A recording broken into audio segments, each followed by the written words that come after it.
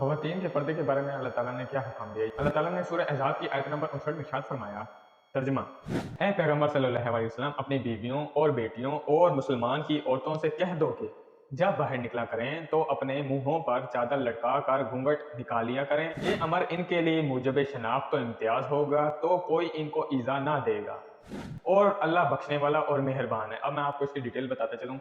वजाहत, इस आयत में वाज़ेह फरमा दिया गया है कि पर्दे का हुक्म सिर्फ अज़वाज मुतहहरात पर फर्ज नहीं है, बल्कि तमाम मोमिनीन की औरतों पर फर्ज है। इन्हें हुक्म दिया गया है जब वो अपने घर से बाहर किसी जरूरत के तहत निकलें तो अपने चेहरे पर चादर लटका लिया करें।